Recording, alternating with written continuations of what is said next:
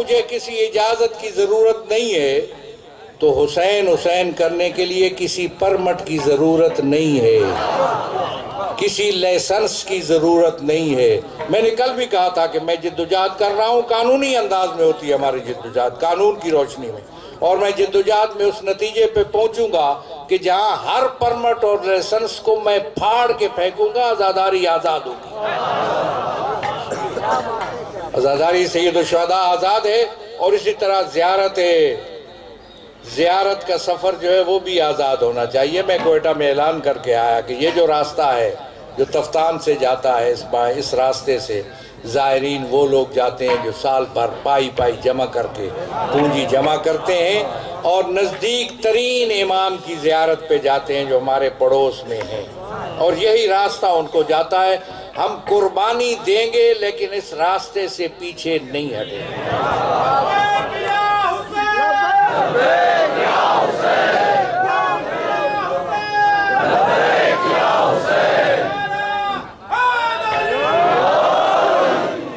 لہذا اس سلسلے میں ہم اس سے سفر زیارات کے لیے ہم چاہتے ہیں تمام سہولتیں حاصل ہوں جو زائرین کو حاصل ہونی چاہیے۔ پاکستان کے شہری ہیں، ان کا حق ہے۔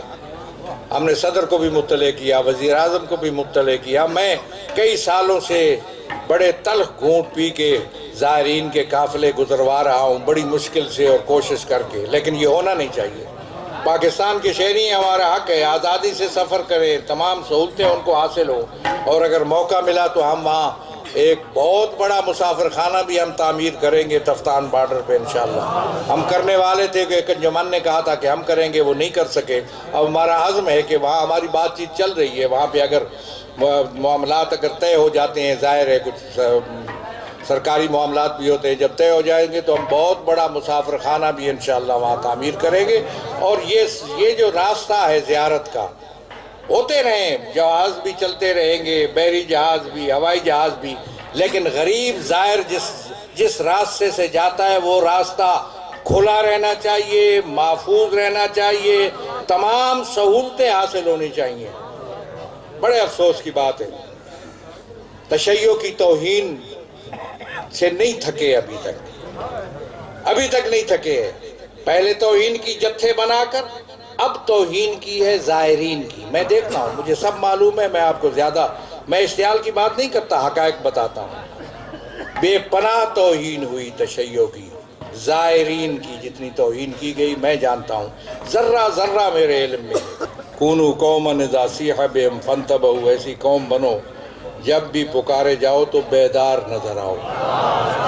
بات مولا امیر کا فرمان ہے، باتوں سے بات نہیں بنتی۔ ہم منتظر ہیں، میں جانتا ہوں حالات کو، ہم نے پرابلم پیدا نہیں کی اس لیے کہ ہم یہاں کے رہنے والے ہیں، کوئی مہمان نہیں ہیں، یہیں پہ ہے۔ ان مسائل کو اپنے طریقے سے ہم نپٹیں گے، اور جب کوئی موقع آئے گا تو پھر اس انداز میں نپٹیں گے کہ پھر اس کی مثال تاریخ پاکستان کے اندر نہیں ملے گی۔